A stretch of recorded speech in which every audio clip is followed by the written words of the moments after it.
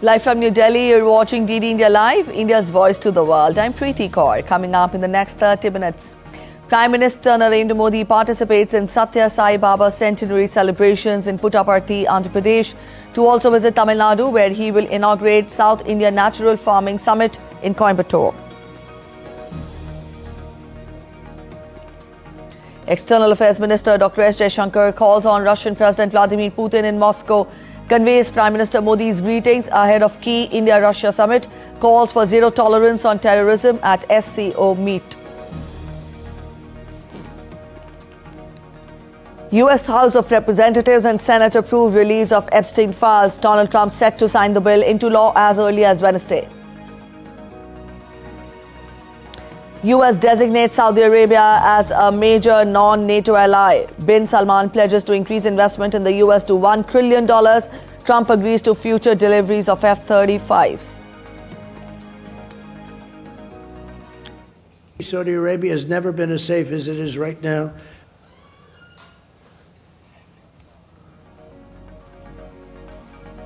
Scotland clinched 2026 World Cup qualification after 28 years. Defeat Denmark 4-2, Spain and Switzerland 2 book World Cup tickets.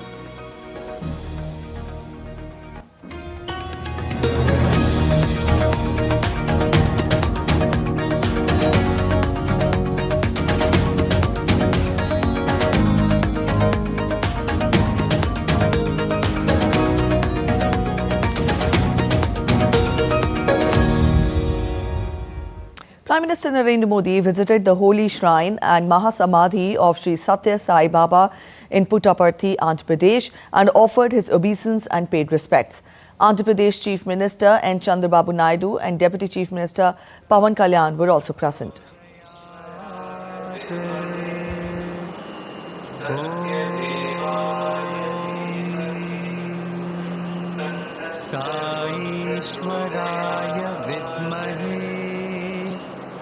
सत्यदेवाय धीमहि तन्नः सर्वप्रचोदयात्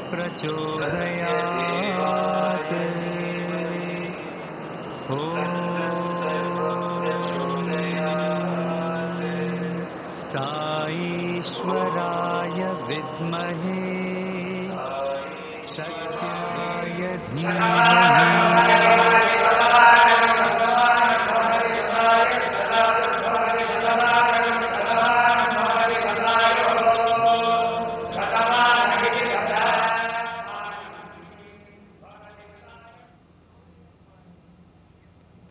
Prime Minister will also release a commemorative coin and a set of stamps honouring the life, teachings and enduring legacy of Bhagwan Sri Satya Sai Baba. Former Indian cricketer Sachin Tendulkar, actress Aishwarya Rai Bachchan, Union Ministers Ram Mohan Naidu and G. Krishna Reddy are also present at the event. Aishwarya Rai thanked Prime Minister for his presence at the event and said that it adds sanctity and inspiration to this centenary celebration.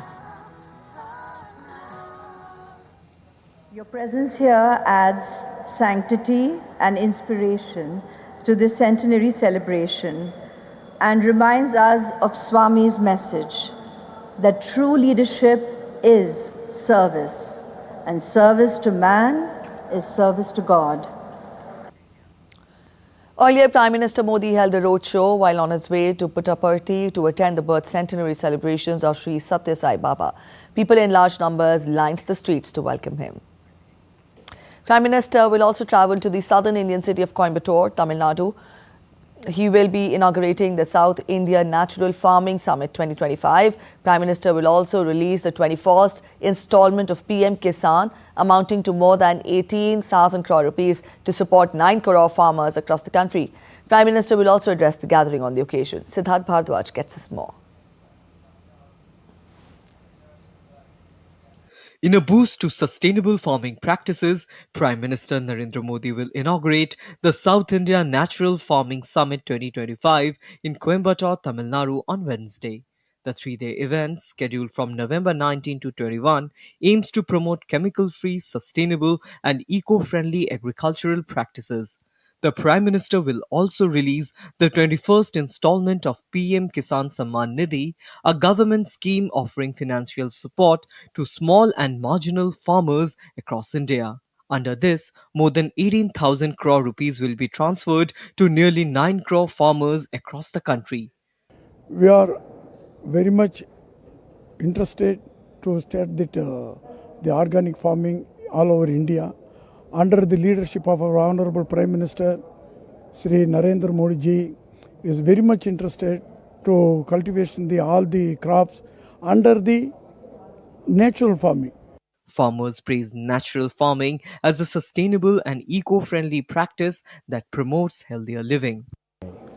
I am getting more money in the organic farming and natural farming because the land is developing 0.5% only carbon content. Now it will make 5%. So I will get more yield from the natural farming. The summit, described as a first of its kind gathering, brings together farmers, entrepreneurs, stakeholders from across different states like Andhra Pradesh, Telangana, Kerala, Tamil Nadu, Puducherry, and Karnataka, along with leading scientists. With over 50,000 farmers expected, the event will also showcase indigenous technologies. India is showing its way to the entire global community how without a poison we can take our food. So there is a very important message, and we are again, it is not only for the purpose of the region, and we must be thankful to our Honorable PM for creating an awareness about the organic farming. The South India Natural Farming Summit 2025 is widely seen as a potential game changer for the agricultural landscape and the growth of natural farming in South. Siddharth Bharadwaj's report for DD India. India's External Affairs Minister Dr. S. Jaishankar called on Russian President Vladimir Putin in Moscow on Tuesday. He conveyed greetings of Prime Minister Narendra Modi and apprised him of preparations underway for the upcoming annual India-Russia summit. The two leaders also discussed regional and global developments, on which Jaishankar said that he deeply values Putin's perspectives and guidance on further advancement of India-Russia ties.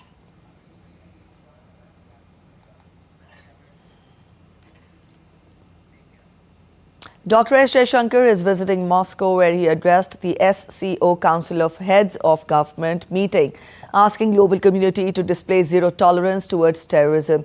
He added that India has the right to defend against terrorism and will exercise it as it has done in the past. Besides, he also extended support to SCO's reform agenda. He also pushed for making English as an official language of the grouping. Officials from Shanghai Cooperation Organization countries gathered in Moscow on Tuesday for the Council of Heads of Government meeting. India was represented by External Affairs Minister S. Jaishankar. Jaishankar extended support to SCO reform agenda. However, he also pushed for making English an official language of SCO. India strongly supports its reform-oriented agenda. We welcome centers addressing challenges such as organized crime, drug trafficking, and cyber security. As the organization becomes more diverse, the SCO must be more flexible and more adaptable. To this end, the long-delayed decision to make English an official language of the SCO must be prioritized. Recalling SCO's founding principles, Jaishankar reminded member states of the bloc's mission, combating terrorism, separatism, and extremism. We must never forget that the SCO was founded to combat the three evils of terrorism, separatism, and extremism. These threats have become even more serious in the years that have passed. It is imperative that the world display zero tolerance towards terrorism in all its forms and manifestations. There can be no justification, no looking away, and no whitewashing. As India has demonstrated, we have the right to defend our people against terrorism and will exercise it. Established in 2001 in Shanghai, the SCO has grown into a pivotal regional body. As SCO countries evolve, India's push for reform and linguistic inclusivity signals a broader vision for a more dynamic and responsive regional alliance. Bureau Report, DD India. India will host the 7th National Security Advisor level meeting of the Colombo Security Conclave in New Delhi from today. The two-day conclave, which will be chaired by India's National Security Advisor Ajit Doval, aims to boost India's role as a security provider in the Indian Ocean region. So the focus would be on maritime security, humanitarian assistance and disaster relief, counter-terrorism, cyber and blue economy. Its member countries are India, Sri Lanka, the Maldives, Mauritius, Bangladesh, with Seychelles as an observer. The conclave, established to enhance maritime security, counter-terrorism, cooperation and the capacity to address international threats, facilitates the exchange of ideas, intelligence, joint policy coordination and capability development among member countries. The international rights watchdogs and global think tanks have questioned the fairness of the trial that led to the death sentence for deposed Bangladesh Prime Minister Sheikh Hasina. UN expressed regret over the verdict delivered in absentia against Hasina and former Home Minister Asaduzzaman Khan Kamal by Bangladesh's International Crimes Tribunal. Although the situation in Bangladesh is calm as security forces maintained a tight grip across major cities, security cordons, checkpoints and barricades stayed in place in parts of the capital. Meanwhile, Bangladesh's interim government has warned all print, electronic and online media to refrain from publishing statements by Sheikh Hasina, citing national security and public order. Australia's Minister for Foreign Affairs, Penny Wong, will attend the 16th Australia-India Foreign Ministers Framework Dialogue and her 26th meeting with the Indian counterpart, Dr. S. Jaishankar, in New Delhi today. In a press release, Wong said that the cooperation under the Comprehensive Strategic Partnership reflects deepening alignment and shared vision for a peaceful, stable and prosperous Indo-Pacific region. She said that her discussions with Dr. S. Jaishankar will set the course for an even more ambitious, future-focused agenda as the partnership enters its next phase. She added that the two sides look to enhance cooperation across cyber and strategic technology, trade, maritime security, defense, sport and people-to-people ties. Together, Australia and India are working bilaterally through the Quad and through multilateral institutions to advance both nations' collective security and prosperity. Afghanistan's Minister of Industry and Commerce, Nuruddin Azizi, will begin his 5-day official visit to India from today. He is expected to visit the India International Trade Fair 2025, besides meeting Indian officials, especially those related to trade and commerce. This marks one of the highest-level visits from the Taliban government to India since their takeover of Kabul in August 2021. Earlier, Maulawi Amir Khan Muttaqi, Afghanistan's Minister of Foreign Affairs, concluded a 6-day visit to India in October this year, marking the highest-level engagement between New Delhi and the Taliban regime since the 2021 takeover.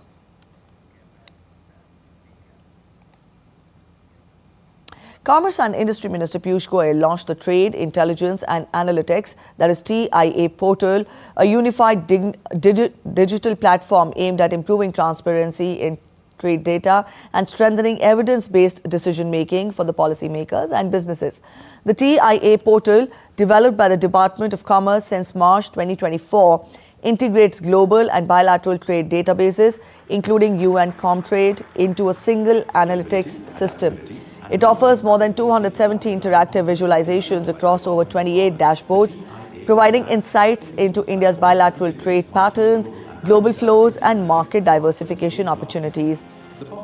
The platform includes tools such as the Trade Watchtower for identifying champion products, dashboards tracking production-linked incentive scheme, commodities, surge monitoring systems for import and export anomalies, and a critical minerals tracker covering over 30 minerals at the HS code level.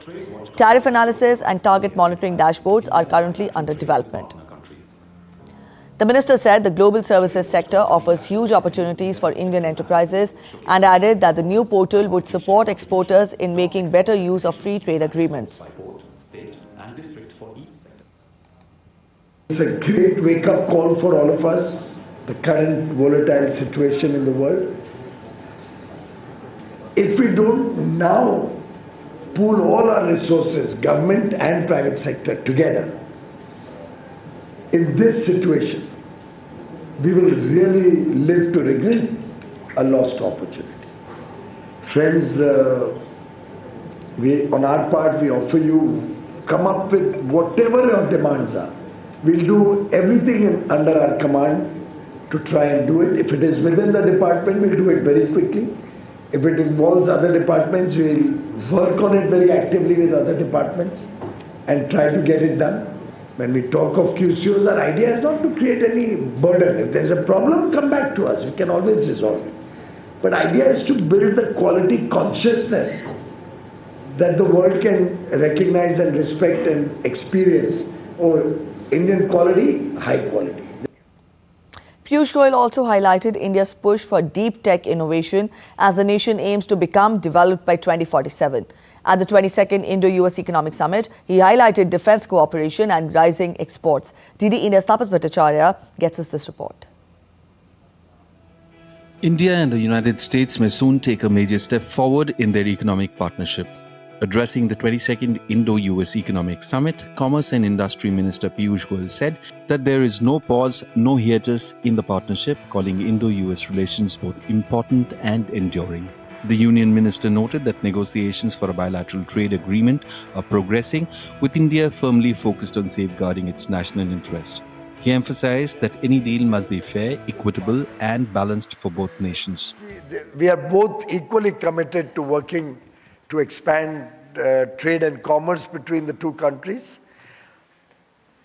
And when the deal becomes fair, equitable, balanced, you will hear good news. The minister also highlighted the recently signed 10-year defense framework and India's new contract to source LPG from the US, terming them significant steps in strengthening economic and strategic cooperation. He assured industry leaders that both countries remain committed to expanding trade and expressed confidence that India's exports in 2026 will surpass last year's performance. Story of Indo-American partnership can best be described as two trusted partners working together for the shared prosperity not only of both countries but of the entire world. The Union Minister also praised the rapid transformation in Uttar Pradesh under Chief Minister Yogi Adityanath, saying that the state has become highly conducive for business with world-class infrastructure and a growing aspirational population. Uttar Pradesh itself has seen a dramatic transformation from a state where business and trade hesitated to even venture given the terrible law and order situation, given the massive amount of corruption that prevailed before 2017. And in a short span of 8 years, that state has transformed into the most preferred investment destination. Reiterating India's long-term vision, Union Minister said that the country aims to work with the best globally, benchmark itself amongst advanced economies, and achieve the goal of making India a prosperous and fully developed nation by 2047. Tapas Bhattacharya's report for DD India.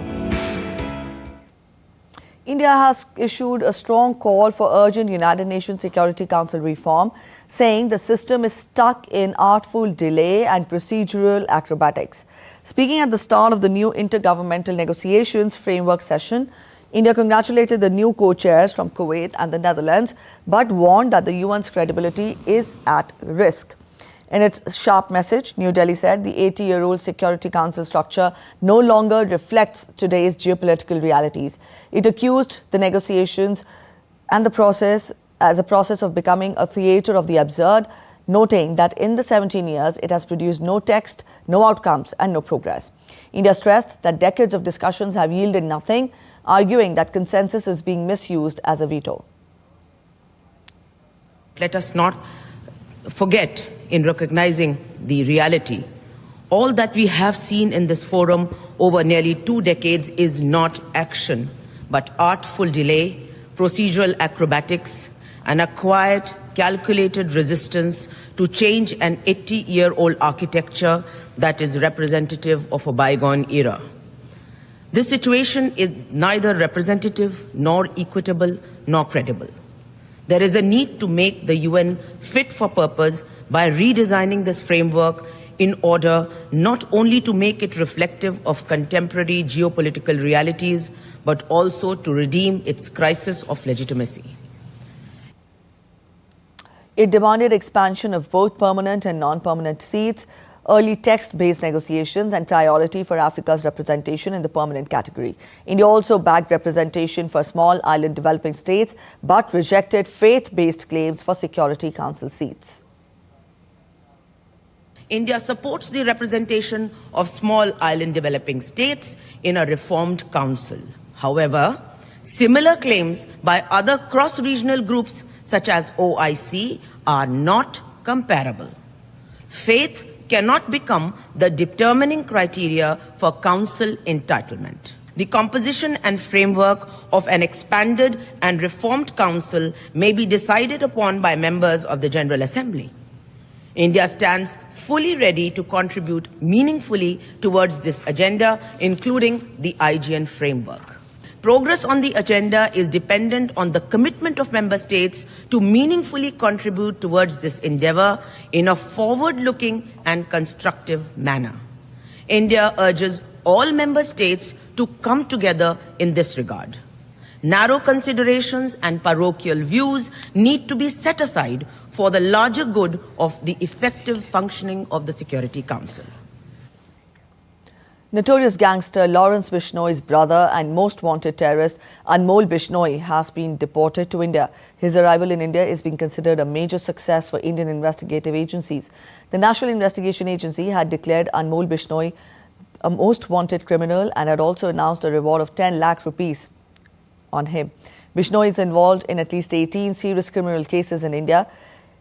His alleged crimes include plotting the murder of former Maharashtra Minister Baba Siddiqui in Mumbai, the firing outside Salman Khan's residence in Bandra, and playing a key role in killing of Punjabi singer Sidhu Moosewala. Lawmakers in the US House of Representatives and Senate approved a bill with only one no vote to compel the Trump Justice Department to release a trove of files from investigations into convicted sex offender Jeffrey Epstein. The Epstein Transparency Act passed the House of Representatives on Tuesday by a vote of 427 to 1, sending a resolution requiring the release of all unclassified records on Epstein to the Senate for consideration. The Senate passed the bill before it officially received it from the House and then adjourned. This means the bill will officially pass Congress on Wednesday. Donald Trump, who campaigned against the bill before an abrupt U-turn, has promised to sign it into a law. The Justice Department then has 30 days to release all files related to Epstein and his co-conspirator, Ghislaine Maxwell.